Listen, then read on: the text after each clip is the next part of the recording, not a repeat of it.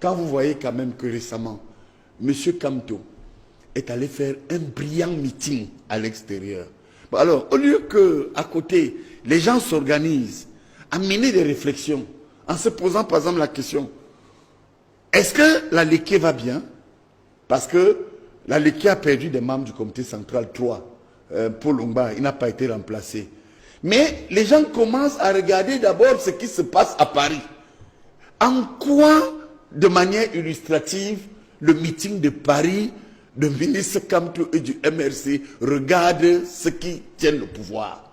Alors, donc vous comprenez qu'une autre illustration, vous avez un peu suivi ce qui s'est passé ici sur le plateau. Vous savez que moi je fais un peu de la sémiologie, c'est-à-dire que l'étude des signes. Mon frère estimé a appelé quand même M. Kamto tout à l'heure ici un aventurier. C'est fort. C'est une image caricaturale d'un homme politique qui se bat aussi pour accéder au pouvoir. Bon, je vous montre un peu le tempérament. J'ai décidé, même étant biaïste, d'être objectif et neutre. Puisque nous parlons de la position du Parlement, moi je peux être étonné. Alors non, c'est pourquoi j'ai dit que je veux donc illustrer, et je continue, le monde nous regarde. Le ministre de la fonction publique, mon frère Anderson Lee, est en train de mobiliser, je crois que c'est depuis hier, une grande foule à l'effet de célébrer son installation, de faire un meeting. Bonnie Philippe, est-ce que M. Kamto peut aussi le faire?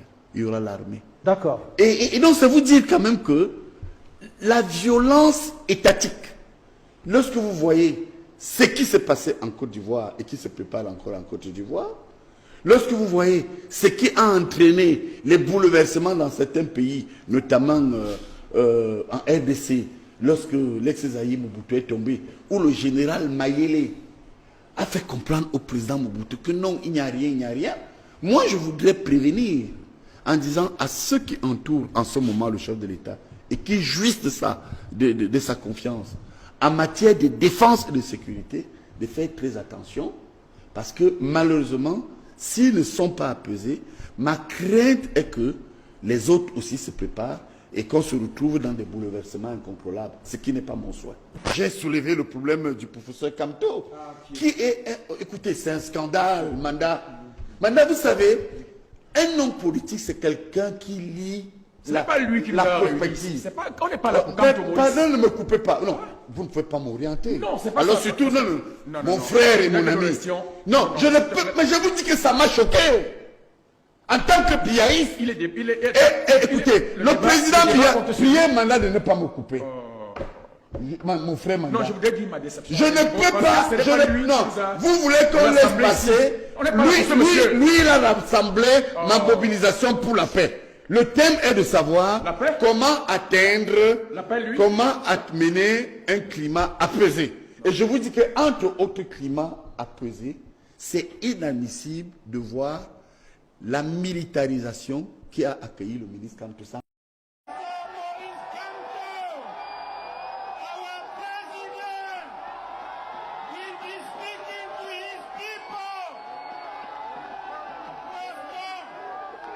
Quelle serait selon vous la direction à donner à la diplomatie camerounaise dans les prochaines années si vous deviez conduire aux destinées de ce pays?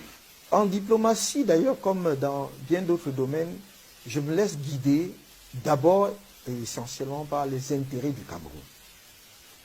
C'est ça qui guidera mon action diplomatique comme ma politique économique et autres.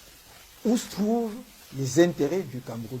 Comme vous le savez, je ne vous apprends rien, la diplomatie comme la politique étrangère est essentiellement fluctuante et se reconçoit régulièrement, se redéfinit en permanence au gré des intérêts de chaque État.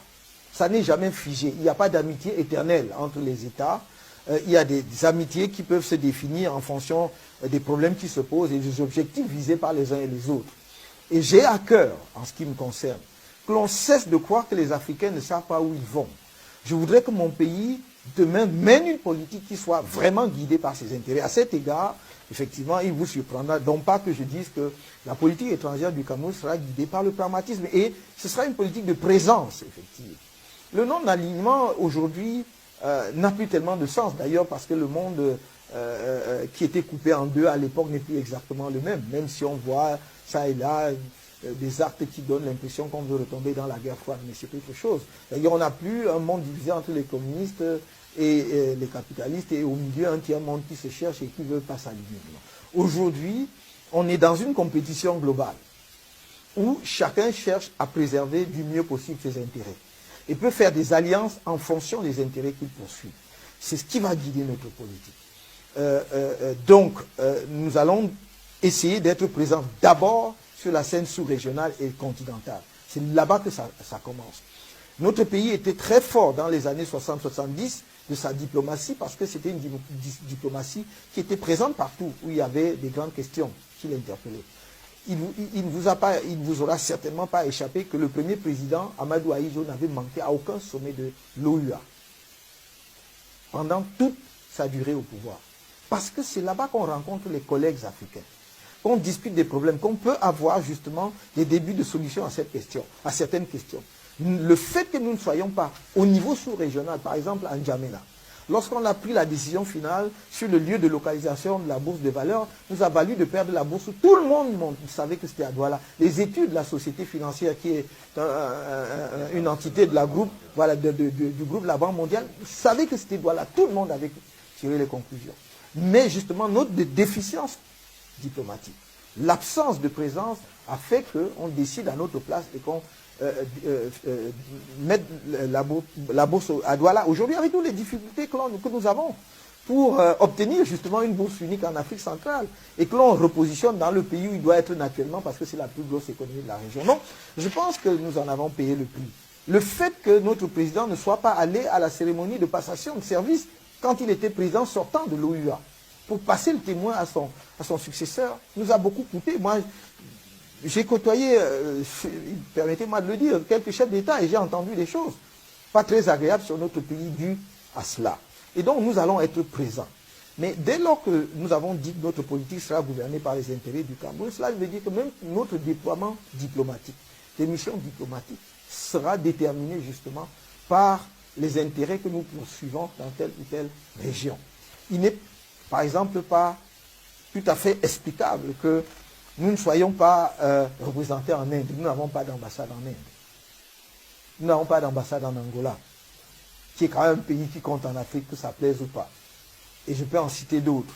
Donc il va falloir, si nous disons que nous voulons développer des partenariats, y compris sur le plan technologique avec l'Inde, il va falloir être présent. Et non pas un ambassadeur qui va partir de loin pour couvrir un pays qui a 1,2 milliard d'habitants quand même sur la Terre. Donc il y a là des choses qui me paraissent étranges, cependant que nous maintenons par ailleurs, n'est-ce pas, des ambassades dans des pays où je ne suis pas sûr qu'effectivement nos intérêts en termes de coopération justifient toute une ambassade dans ces pays-là. Donc voilà ce que je pourrais dire à cet égard. Ce ne sera pas une politique étrangère idéologique, ce sera une politique étrangère pragmatique guidée par le souci de préserver les intérêts du Cameroun. Est-ce que vous avez l'impression que le Cameroun, en ayant signé les accords de partenariat économique avec l'Union européenne, en étant le seul pays en Afrique centrale à l'avoir fait, se marginalise dans la région? Je pense de toute façon que ces accords ne sont pas bons pour nous. Jusqu'à présent, personne ne m'a donné une explication rationnelle à la raison pour laquelle nous avons signé ces accords de partenariat économique. J'ai entendu quelquefois dire que oui, c'est parce que il y avait un certain nombre de produits camerounais qui ne seraient pas entrés sur le marché européen à une date donnée si nous n'avions pas signé les accords. J'ai entendu en particulier parler de l'aluminium et je crois quelquefois aussi de la banane. J'ai toujours dit, si nous prenons l'aluminium, le marché de l'aluminium n'est pas, et surtout ces dernières années, n'était pas déterminé par la consommation européenne.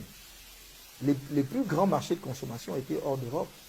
Et donc, si le Cameroun voulait continuer à exporter son aluminium tout en préservant son avenir économique en ne signant pas les accords de partenariat, il aurait pu, même si ces marchés traditionnels se trouvent en Europe, essayer d'explorer d'autres marchés. Et je continue d'ailleurs de penser que, vu d'ailleurs à quoi sert l'aluminium dans l'industrie mondiale, même s'il y a des périodes où le cours de l'aluminium plonge, c'est une matière qui est appelée à durer dans l'industrie mondiale. Et donc, parfois, il faut faire preuve de patience à cet égard. Au demeurant, toujours sur l'aluminium, si la politique de relance ou de développement de la production de l'aluminium chez nous avait été poursuivie, comme j'avais cru, moi, lorsque j'étais au gouvernement et qu'on a présenté la politique du gouvernement en la matière, moi, je sautais de joie. Lorsque je voyageais partout en Europe à l'époque, je disais aux jeunes Camerounais ingénieurs, il faut rentrer parce que le pays bouge, ça va changer. Parce que je croyais effectivement qu'on allait porter la production camerounaise de 90 000 tonnes à 300 000 tonnes, comme on le promettait, et que Rio Tinto, d'après ce qu'on m'a dit, entrevoyait même 1 million de tonnes de production au Cameroun si l'énergie le permettait. Et donc nous aurions eu un site qui nous aurait permis, par notre production, de peser sur le marché de l'aluminium et de n'être pas dépendant uniquement du marché européen. Donc l'argument, pour moi, n'est pas suffisant. Quant à la banane, j'ai dit toujours, il faut faire attention. On ne peut donc pas compromettre l'avenir d'un pays et de toute une économie pour un seul produit. Parce qu'en dehors de cela, franchement, qu'est-ce que nous vendons à l'Europe? Pour dire nous avons intérêt à signer les accords de partenariat économique. Est-ce que les quelques bâtons de manioc que l'on vend à Château-Rouge qui justifient que l'on ouvre aussi largement les marchés pour tuer la petite industrie locale et quelques entreprises locales de distribution qui se mettaient en place tranquillement? Je crois que c'était une erreur et il faut savoir reconnaître les erreurs. Peut-être que le président de la République a signé sur la base de ce que ses experts lui ont dit. Mais il faudra donc qu'il réalise, et je ne suis pas le seul à le dire, et même des non-africains le disent aujourd'hui, qu'effectivement cet accord n'est pas bon pour nous. Au-delà même du fait que l'on nous mette à l'index en Afrique centrale, pour nous en tant que pays, ça n'est pas bon. Et c'est pour ça que j'ai toujours dit, si je suis élu président de la République, une de mes priorités c'est de renégocier ces accords. Et de voir tous les termes qui peuvent compromettre la mise en place d'une industrie camerounaise compétitive puissent être effectivement éliminés. Évidemment, si nous ne pouvons pas le faire du tout, on sera obligé d'envisager le retrait.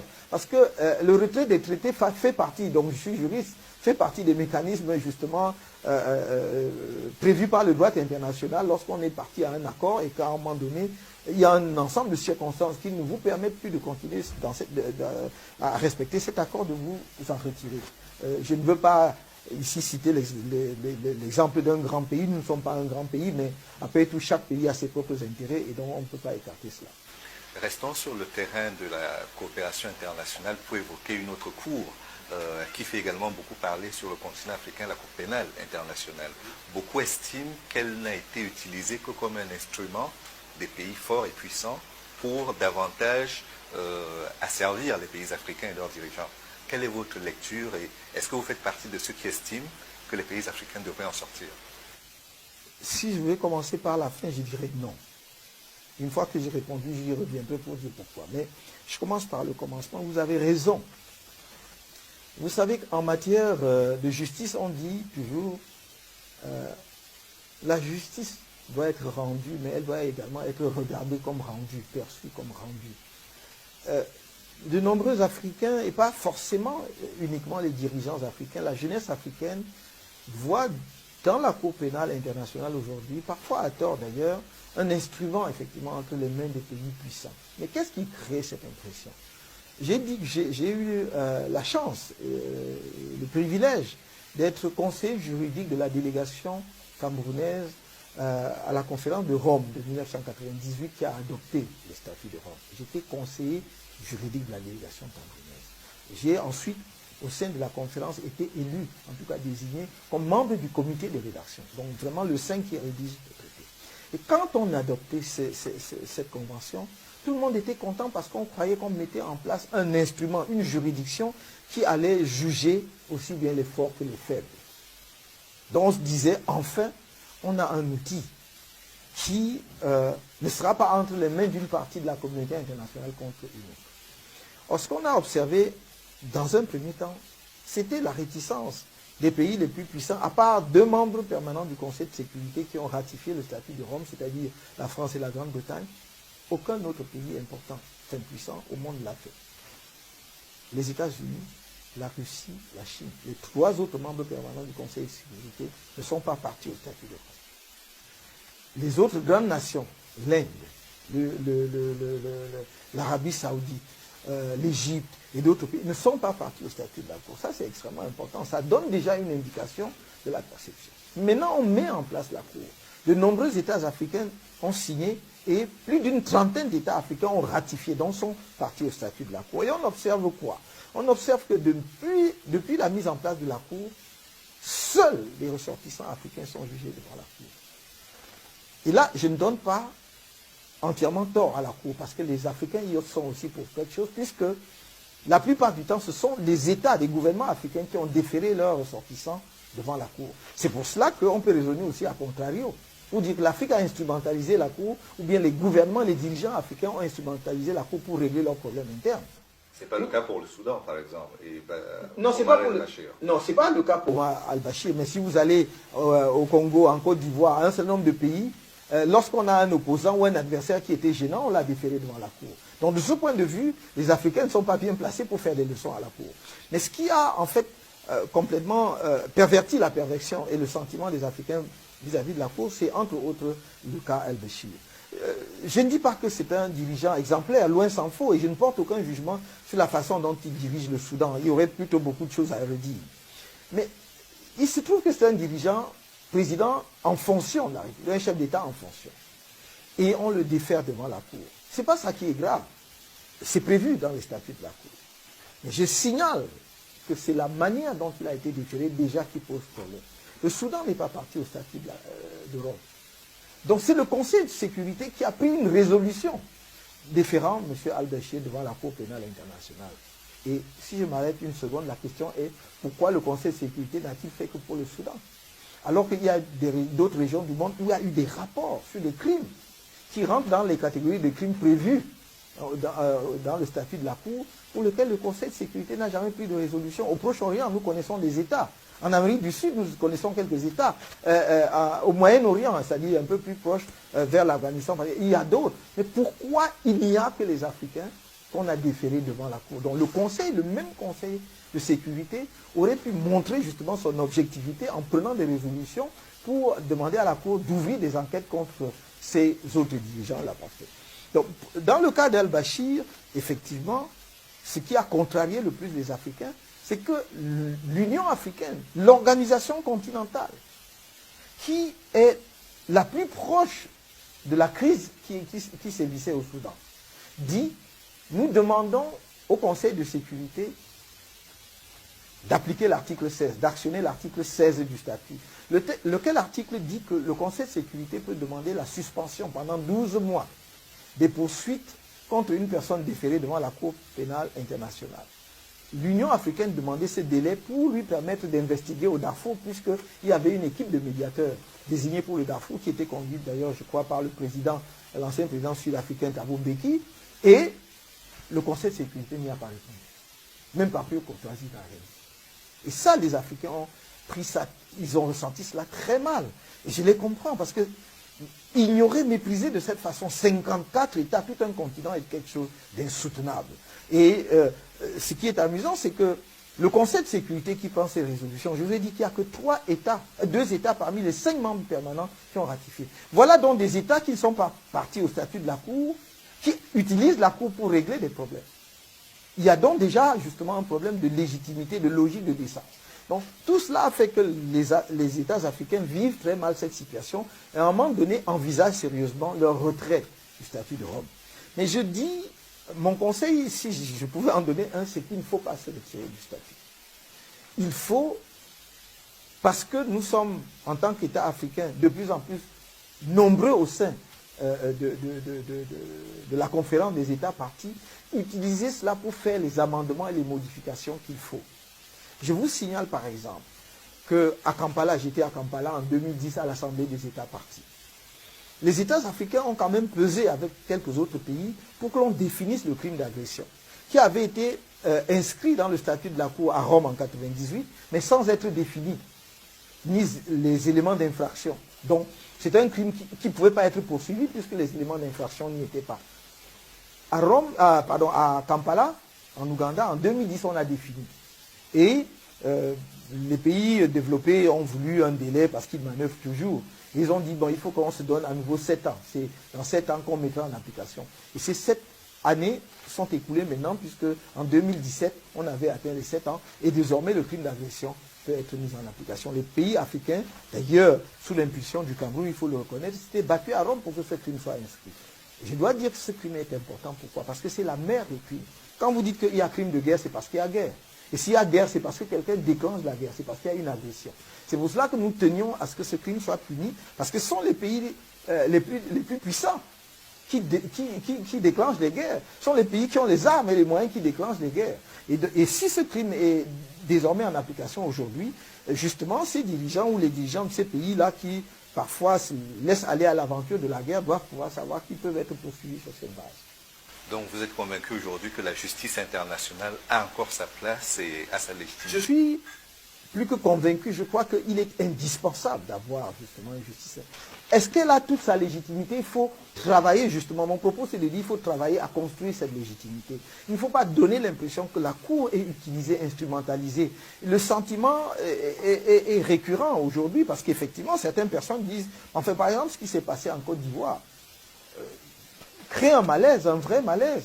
Parce qu'on avait promis quoi en Côte d'Ivoire? On avait dit, ok, on va instruire dans les deux camps, on va faire des investigations dans les deux camps qui ont pris part au conflit post-électoral en 2010, après 2010, quelque chose comme ça.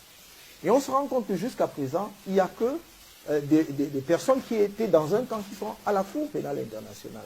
Cela veut dire qu'on n'a pas pu, je ne sais pas pour quelle raison, mener les investigations nécessaires de l'autre côté. Or, dans un conflit armé, les crimes de guerre, et avec ce qu'on a découvert par exemple à l'ouest de la Côte d'Ivoire, n'est-ce pas, impliquent souvent des combattants des deux camps. Donc on ne peut pas faire croire que seul, par exemple, le camp de l'ancien président de Côte d'Ivoire avait pu commettre des crimes. D'ailleurs, tout le monde, les rapports ont établi que de l'autre côté, des crimes avaient été également commis. Et donc ça qui met mal à l'aise beaucoup non seulement des dirigeants africains, mais des ressortissants africains, c'est de dire qu'on a l'impression qu'il y a deux poids, deux mesures et que la Cour est instrumentalisée. Il faut mettre un terme à cela rapidement.